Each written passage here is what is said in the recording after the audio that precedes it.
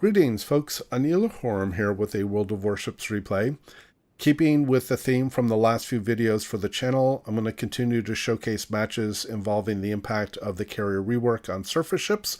And in this particular match, we are featuring myself in the Tier 8 Soviet destroyer Kiev, and I am division with Jimmy Jazz in the premium Tier 8 Japanese destroyer HSF Harakaze. We are in a standard battle on estuary. We are top tier, and there are 2 aircraft carriers per team, one Tier 8 to one Tier 6.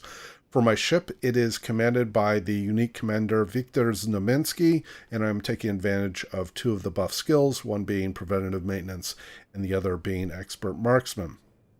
So in addition to the carrier rework impact, one of the other things I want to highlight here is that there was an important change in 0.8.0 for the Kiev as well as the Ognavoy and the Udaloy, all of which have now received the repair party consumable.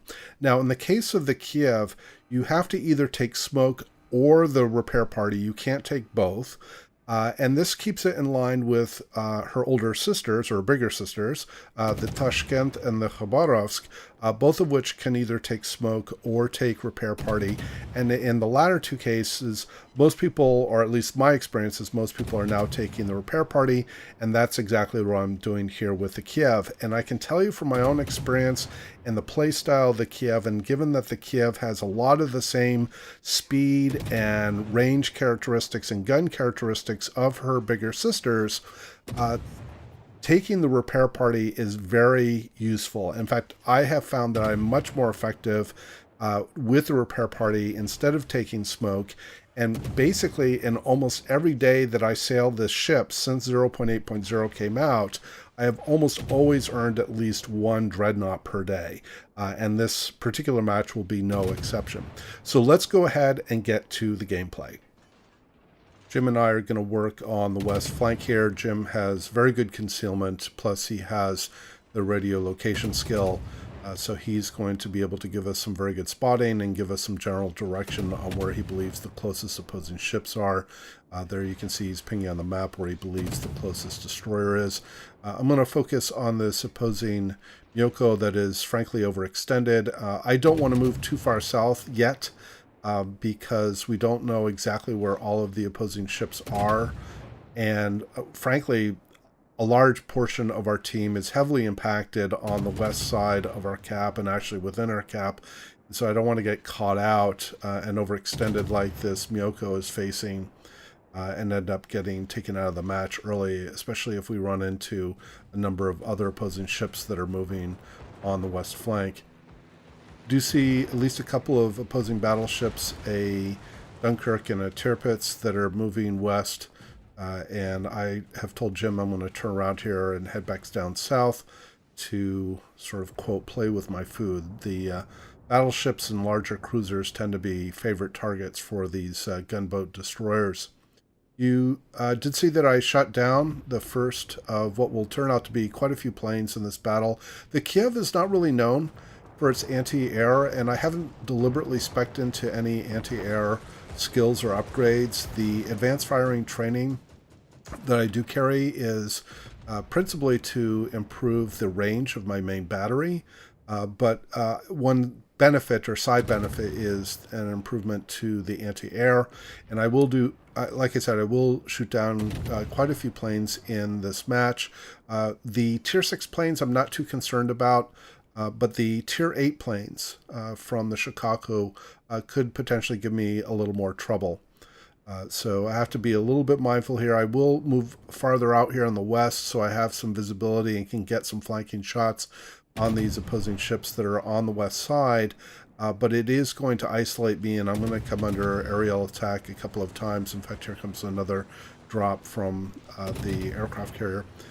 So again, I'm not too concerned about the Tier 6 aircraft. I'm definitely unconcerned with the torpedoes because basically I can outrun them. My ship is faster than the torpedoes are generally. I'm more concerned about the rocket attacks, which have generally proved to be pretty effective against destroyers. And I try to focus on doing a lot of heavy maneuvering And that's part of the reason that you're seeing a lot of panning.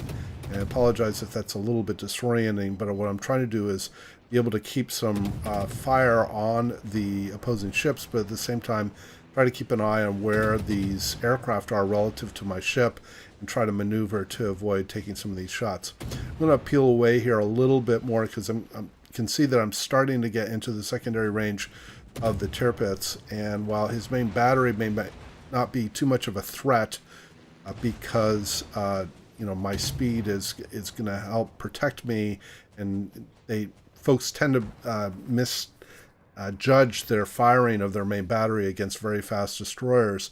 The secondary batteries are controlled by the computers, and so or by the server, and so they tend to target a little more effectively. So I don't want to be in secondary battery range of the tier-VIIIs. Tier-VIII is taking a pretty bad beating because he did isolate himself. I'm going to get some more fire going on him. Shot down 7 planes so far, and like I said, I will shoot down quite a few more. There I get another fire on the tier-VIIIs, and we'll see that here in the next few minutes once we clear out this flank. We have now detected the opposing destroyer, the Z-23, that was on this flank, and so now that we've located him and have some general bearing, that will make it a little easier to challenge him, because up to this point we haven't been able to see him. I do get my first kill here, burning out the tier-VIIIs, and then I'm going to scrape Jim here very briefly, and then Jim and I are going to turn back around now that we've eliminated basically all of the opposing ships other than the Z-23, and Jim can outspot the Z-23 obviously quite easily, and he and I are going to head back down south here and put some pressure on the west flank. Now, on the east side, where the majority of the opposing team is, our presence is actually pretty poor. So fortunately, a couple of our allies that are trailing behind us by 6 or 7 kilometers are going to recognize the threat that's moving up on the east side, and they're going to turn around to help defend the cap. So thanks to them for doing that. That will definitely help. And then Jim and I will move back down south here and put pressure on the west flank. Now, one thing that we have to be a little bit careful of is at least one, in fact, I think both of the opposing carriers were detected previously at the Juliet 4 sector. And as it turns out, they will still be there by the time we get down there and detect them. And that will make Jim, and in particular me, the kind of the prime targets for the aircraft carriers once they are detected.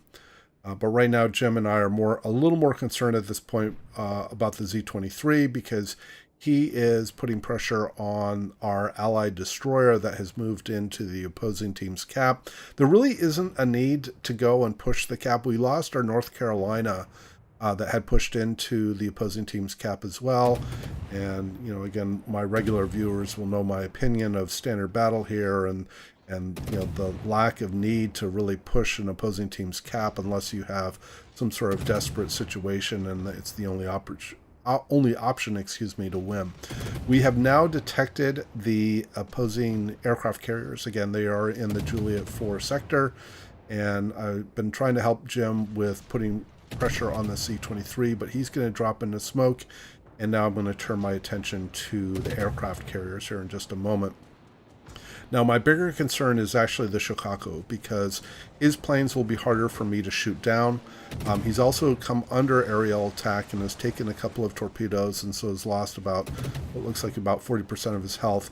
So I'm going to put pressure on the Shikaku before I turn my attention to what I believe is the Rangers, the tier 6 aircraft carrier. And again, I am going to come under some pretty constant air attack now as I'm pushing into these aircraft carrier. Shot down a couple more planes, up to 11 plane kills. They are able to get a few hits on me, but I do have another repair party ready to go when I feel it's really needed. At this point, my health isn't too bad. I have used 1 out of the 4 repair parties available to me, and there I do get the Shikaku down, and now I can turn my attention to the Rougeau. I'm sorry, this was not a Ranger, it was a Rougeau. So turn my attention to this carrier, and I'm going to get Citadel hits with HE. So yeah, again, these aircraft carriers at this tier are very thinly plated. and getting Citadel hits with HE is not too uncommon. I am now, again, I'm kind of coming under some pretty constant air attack. I expect that the Shikaku player probably had at least one squadron still running when I sank him, so he was able to get a couple more strikes on me. I'm going to be able to thread these torpedoes. Those were actually pretty nicely dropped. And as fortune would have it, him dropping the torpedoes forced me to turn away from the torpedoes that Jim sent. So Jim has kind of violated a cardinal rule of destroyers to not send from behind allies. Now, to be fair, he is in voice communication with me, so he can tell me live that he's sending torpedoes. So, you know, it's not quite the same situation as you're dealing with just straight random people. But now that we've gotten both of the carriers down, the next focus is going to be getting the Z-23 out of the way, and I am able to finish him off as well. Now, I've taken a pretty bad beating between the Z-23, and I'm not sure if he was running the 150 millimeter rifles or not, but between him and this Hipper, I'm almost dead. In fact, the Hipper gets a couple more shells on me, and I'm down to only a few hundred hit points. Here comes the next salvo. I'm trying to turn away. And he's going to clip me with one more shell, leaving me with just barely 200 hit points. And Jim is telling me over comms that he's got smoke ready, so he's going to drop me a line of smoke. Hopefully I can avoid this shot, which I do. And then I'm going to, again, I've held my fire here. I'm waiting for my bloom to go down so that I can get into some concealment. I did activate my second to last repair party, so I was able to get some hit points back. And you may have also noticed, or you'll start seeing in chat right now, that one of the opposing aircraft carrier players is asking whether the Kiev gets a repair party, and I will reply to him to confirm it does. He is going to make the observation that he felt like that's basically can't be countered. And to some extent, that's true. It's because the ship is so fast, it can be a very hard target for a carrier to be able to go after. And even if you do get some damage in on the destroyer, he can heal a lot of that back. In fact, he's made the comment that I should go after some Atlantas with that capability. So we'll see here. Now that the Hipper's attention has been turned to other ships, I'm going to put some fire on the Hipper and try to get him out of the match as well. There is the Confederate achievement. I'm up to 100,000 in damage. This is where the IFHE can come in very helpful, although I am hitting the superstructure, which helps. If he comes bow on and I hit his bow, I am going to be able to penetrate his bow and be able to get damage on him, and there I do get the Hipper down. So I'm up to 4 kills at this point, and 105,000 in damage. So Jim and I are going to move into the cap, and we are now down to a 4-on-1 situation with just an opposing, I believe it's a New Mexico. And I'm chatting with Jim whether we should cap them out because we have only a minute left to get the cap, or whether we go play with more food and have me go out, try to get a crack in by going after the New Mexico. So he and I have decided that we're going to actually go after the New Mexico. And so we're going to, in a little bit of a scramble here to get out of the cap so we don't cap them out before we're able to leave it. Yeah, so I've really liked the Kiev with the repair party. For me, I've very deeply enjoyed the playstyle of the Soviet gunboats. The Khabarovsk, the Tashkent are very capable ships, and I really feel like the Kiev has been heavily revitalized now that it gets the repair party consumable. And at least for me and my play style, and I think the play style that it's intended to have, makes it a much more potent ship at this tier than Smoke does. I'd much rather be able to heal back damage than have smoke.